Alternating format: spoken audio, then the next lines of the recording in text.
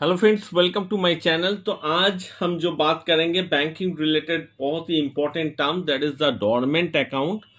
हम लोग काफ़ी बार ये वर्ड सुने हैं।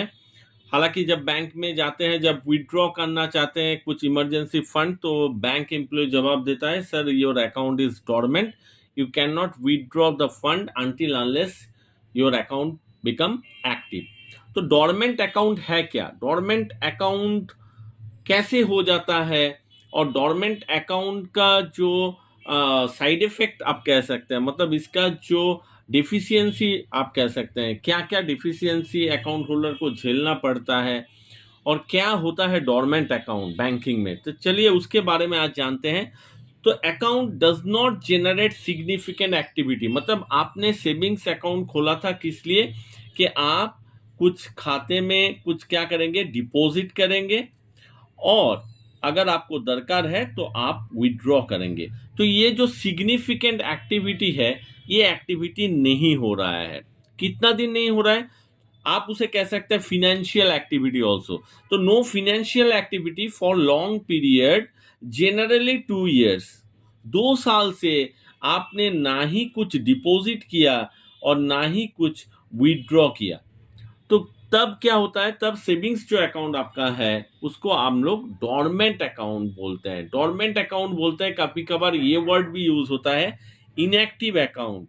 आपका जो अकाउंट है इनएक्टिव नहीं है, आप इसमें क्या नहीं कर सकते हो, चेक डिपॉजिट नहीं कर सकते हो, आप यहाँ से फंड नहीं उठा सकते हो।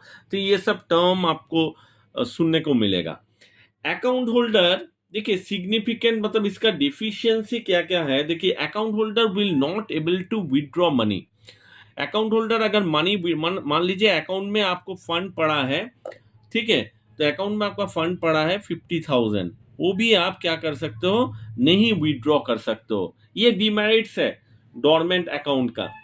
कुछ भी फंड आप वहां से उठा नहीं सकते हो अकॉर्डिंग टू आरबीआई। तो आरबीआई का अगर बात करेंगे, आरबीआई डोरमेंट अकाउंट को क्या क्या कैसे डिफाइन करता है। According to RBI, you do not make transaction such as withdrawing cash.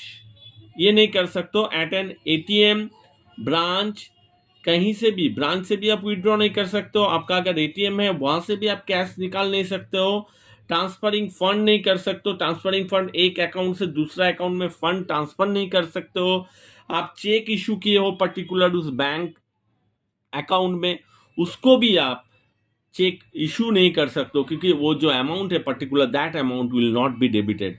सो ये नहीं कर सकते हो डोरमेंट अकाउंट में। You will get other banking service, you will not get other banking service. आपको जो अदर बैंकिंग सर्विस लाइक आजकल जो डिजिटल हो गया है, that is the debit card. आप अगर चेक बुक्स, कभी कभार होता है जो बैंक का ऐप होता है वहां से हम लोग चेक बुक्स अप्लाई कर सकते हैं, तो आप डेबिट कार्ड को यूज नहीं कर सकते। आपका डेबिट कार्ड एक्सपायर अगर हो गया है, नया डेबिट कार्ड आप ऐप से या एप्लीकेशंस नहीं दे सकते हो।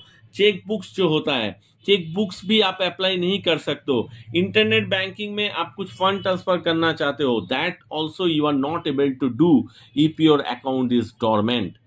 You will receive interest. अगर सेविंग्स अकाउंट है, यहाँ पे आरबीआई बताया अगर आपका अकाउंट डोरमेंट है तो एक चीज आप रिसीव कर सकते हो, that is the savings account का जो इंटरेस्ट है, इवन इट इज डोरमेंट। सिर्फ आपको सेविंग्स अकाउंट का इंटरेस्ट ही मिलेगा। लेकिन मेरा कहना ये है कि डोरमेंट अकाउंट हो जाने से पहले आप कुछ ट्रांजैक्शंस कीजिए, कैश जमा दीजिए, 100 रुपीज जमा दीजिए, उठा लीजिए, कुछ भी कीजिए, लेकिन डोरमेंट मत होने दीजिए, क्योंकि डोरमेंट के बाद एक्टिव का जो प्रोसेस है उसके लिए आपको बहुत कुछ करना पड़ेगा। सो ये था आज का main topic, what is dormant account.